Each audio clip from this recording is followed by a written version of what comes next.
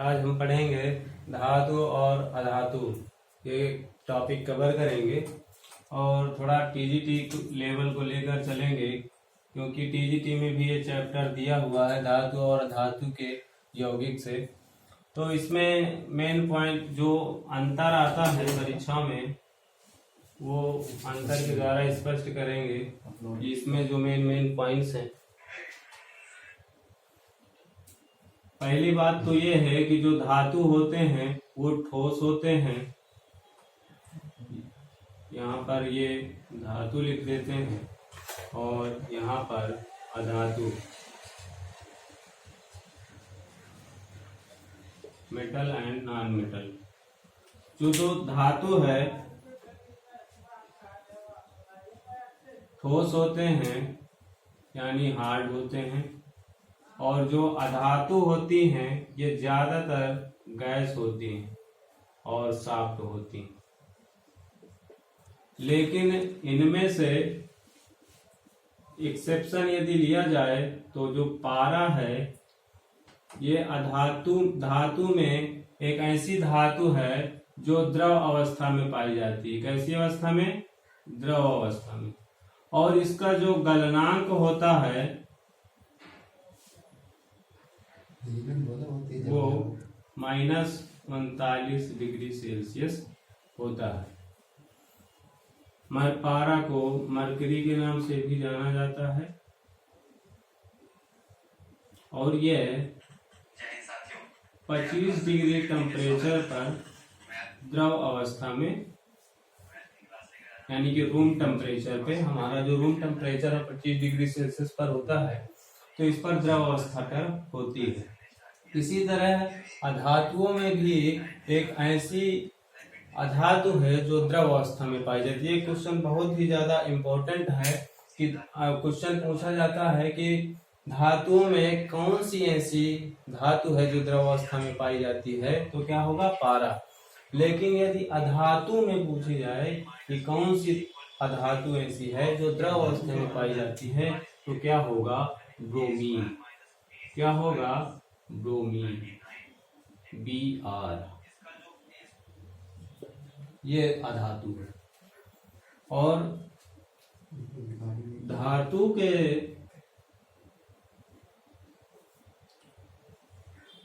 आघात वर्धनीयता का गुण पाया जाता है।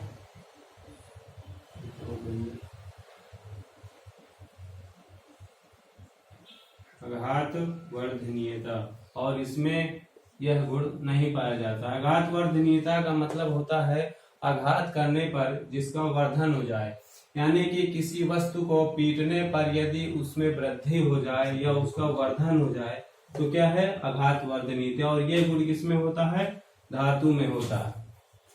साथ ही इसमें धातुओं में एक अन्य गुण तन्यता का भी पाया जाता है। तन्यता का मतलब जिसके पतले तार खींच कर जिसके पतले तार बनाए जा सके, तन्यता कहलाता है। उदाहरण में इसके यदि लिया जाए तो जैसे Ag है और Au है, इनमें तन्यता का गुण पाया जाता है सर्वाधिक मात्रा में, और इसमें तन्यता का गुण अधातुओं में नहीं पाया जाता। पांचवा अंतर यह है कि जो धातु है ये ऊष्मा और विद्युत के क्या होते हैं? ऊष्मा और विद्युत के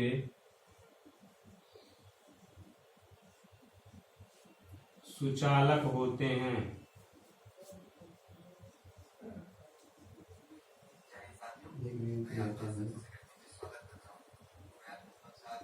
गुड कंडक्टर ऑफ करंट। और ये क्या होते हैं? कुचालक होते हैं। कुचालक होते हैं। ये हमने 5 पढ़े कि ये ठोस होते हैं, और अधातु कैसी होती है? गैस। और धातुओं में ऐसी धातु है जो द्रव अवस्था में पाई जाती है, तो वो है पारा, और अधातु में ब्रोमीन। इसमें आघात वर्धनीयता का गुण पाया जाता है, तन्यता का गुण पाया जाता है, और उसमें विद्युत के सुचालक होते हैं। लेकिन इसमें भी अपवाद है, धातुओं में एक ऐसी धातु है जो ऊष्मा और विद्युत की क्या होती है, कुचालक होती है, तो ये है आपका लेड, और लेड को पीवी से डिनोट किया जाता है। इसी तरह धातुओं में भी पदार्थ है ग्रेफाइट, बाकी तो सब कुचालक होते हैं, लेकिन ग्रेफाइट अपवाद है जो क्या होता है, सुचालक होता है।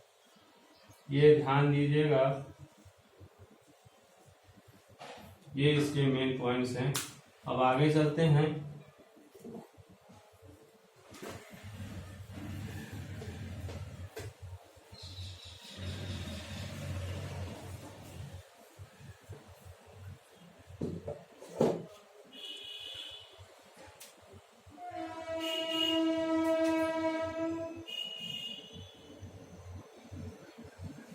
इनके कुछ टीजीटी के आए हुए क्वेश्चन यहाँ पर जो मेन पॉइंट्स हैं। कई बार ये क्वेश्चन आ चुका है कि ये बताइए कि जो धातुओं के ऑक्साइड जो होते हैं और अधातु के ऑक्साइड जो होते हैं, ये अम्लीय होते हैं या क्षारीय। जो दो धातु के ऑक्साइड होते हैं, इनके जो ऑक्साइड हैं वो कैसे होते हैं, क्षारीय। और अधातुओं के ऑक्साइड क्या होते हैं, इनके जो ऑक्साइड होंगे वे अम्लीय होते हैं।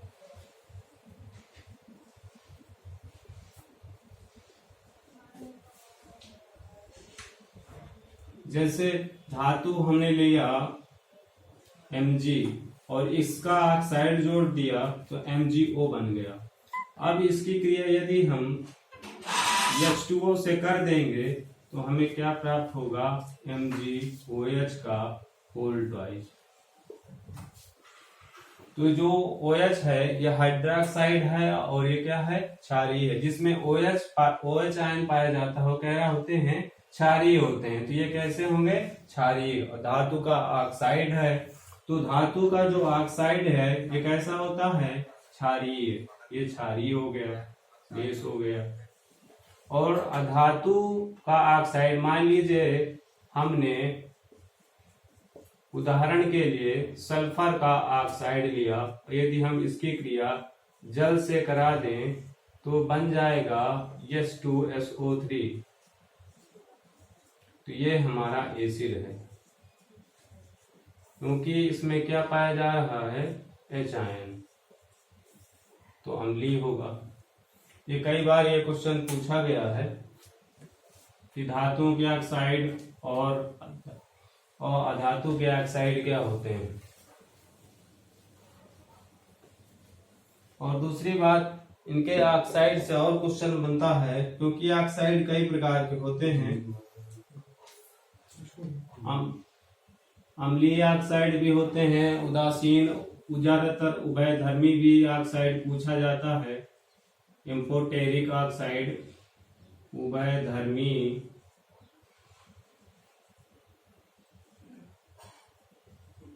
ऑक्साइड,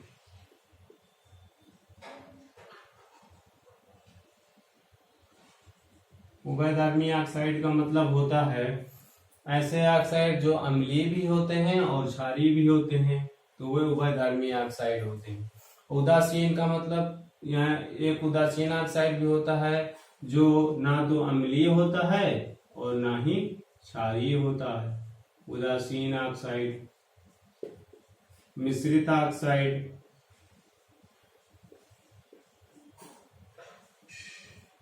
ये सब ऑक्साइड के प्रकार हैं। इनके उदाहरण की बात किया जाए तो उभयधर्मी ऑक्साइड में आपका आता है Al2O3, ZnO, जिंक ऑक्साइड, और ये मेन उदाहरण है। उदासीन ऑक्साइड में आपका CO आ जाएगा, N2O आ जाएगा। ये सभी ऑक्साइड उदासीन ऑक्साइड में आ जाते हैं। मिश्रित ऑक्साइड में जैसे Fe3O4 हेमेटाइट हो गया। तो ये जो ऑक्साइड है, ये दो ऑक्साइडों से मिलकर बना हुआ है, इसलिए मिश्रित ऑक्साइड। ये फेरस ऑक्साइड और फेरिक ऑक्साइड से मिलकर बनता है। इसीलिए क्या है, मिश्रित ऑक्साइड है। तो ये हुई ऑक्साइड की बात।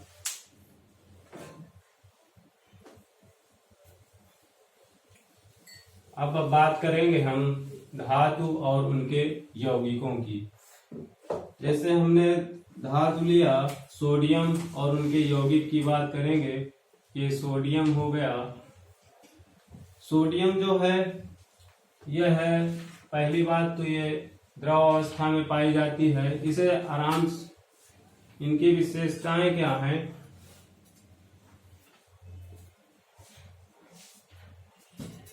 चाकू से काटा जा सकता है इसे,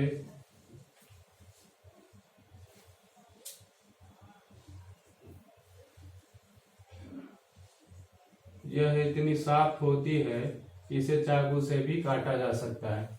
इसी तरह सोडियम के साथ साथ लिथियम भी होती है। एक ऐसा उदाहरण है सोडियम की तरह, जिसे चाकू से काटा जा सकता है, यह है लिथियम। सोडियम धातु को किससे प्राप्त किया जाता है, किस विधि द्वारा? तो ये कास्टनर विधि का नाम है। कास्टनर विधि द्वारा इसको प्राप्त किया जाता है। इसमें एक लिक्विड अमोनिया यदि सोडियम को हम लिक्विड फॉर्म में लें, लिक्विड सोडियम, तो इसका जो उपयोग है वह है न्यूक्लियर के रूप में किया जाता है, न्यूक्लियर रिएक्टर में। तो ये है, और इसकी जो वैलेंसी है वो 1 होती है, और इसका जो परमाणु क्रमांक है वो 23, और परमाणु क्रमांक 13 और परमाणु भार इसका 23 होता है। यदि इसके यौगिकों की बात की जाए तो इसके एक एक यौगिक की हम बात चर्चा करेंगे। जैसे पहला है, इसका यौगिक लिया जाए तो हम सोडियम हाइड्रोक्साइड ले रहे हैं। तो सोडियम जो हाइड्रोक्साइड है इसे हम दाहक सोडा के नाम से भी जाना जाता है।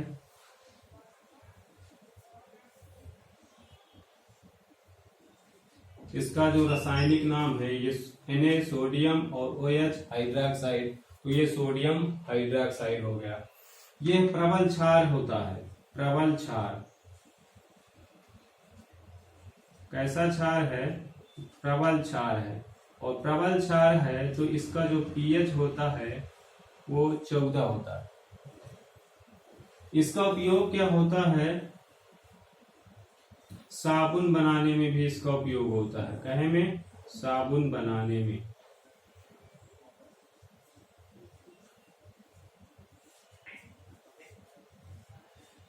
आप जानते हैं कि साबुन बनाने में 2 ही हाइड्रोक्साइड का उपयोग किया जाता है, एक पोटेशियम हाइड्रोक्साइड होता है, एक NaOH हाइड्रोक्साइड होता है।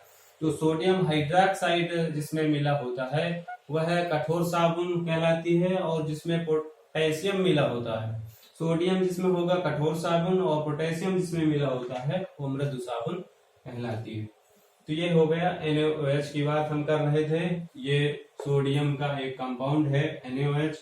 और दूसरा हम बात करें सोडियम के ही Na2CO3, ये आपका दूसरा कंपाउंड है जिसे हम जानते हैं सोडियम कार्बोनेट। सोडियम कार्बोनेट,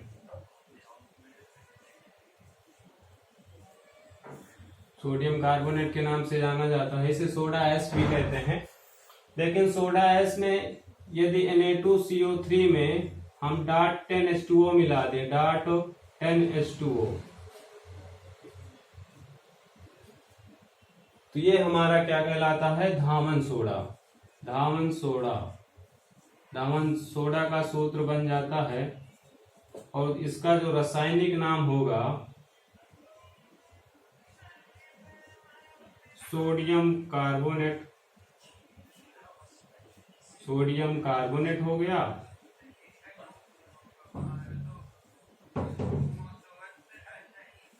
और यहाँ पर जल के कितने अणु हैं? 10 अणु हैं। तो 10 का मतलब क्या हुआ? डेका। और वो H2O लगा है तो इसे कहते हैं हाइड्रेट। ये चीज हो गया। तो सोडा ऐसे इसे कहते हैं, और इसे क्या कहते हैं? सोडियम कार्बोनेट, डेका हाइड्रेट के नाम से जाना जाता है। और जिसका नाम है धावन सोडा। इसमें सोडियम कार्बोनेट के कितने अणु होते हैं जल के? तो यहाँ पर जल के इसमें 10 अणु होते हैं। इसका उपयोग क्या है सोडियम कार्बोनेट का? तो ये जल की कठोरता को दूर करने में इसका उपयोग होता है। जल की कठोरता दूर करने में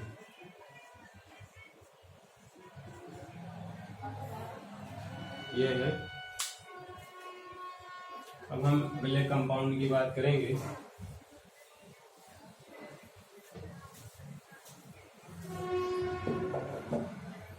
इसका अगला कंपाउंड है NaCO3। एक इस कंपाउंड की बात करेंगे।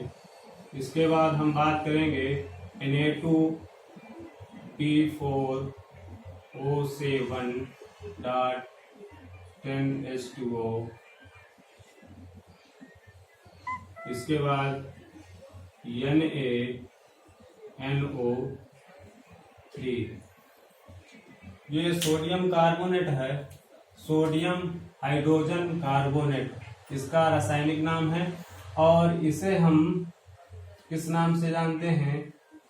बेकिंग सोडा के नाम से जानते हैं। किस नाम से? Baking soda.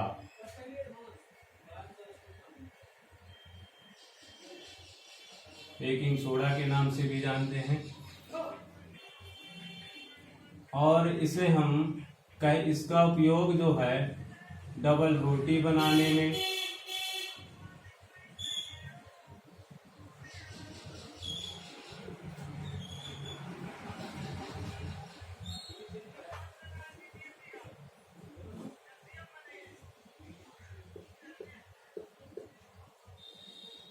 आग बुझाने में। ठीक है। तो ये जो सोडियम कार्बोनेट है इसका उपयोग बेकिंग सोडा और आग बुझाने में और डबल रोटी बनाने आदि में किया जाता है। ये क्या है? Sodium metaborate decahydrate. इसे हम बोरेक्स या सुहागा के नाम से जानते हैं।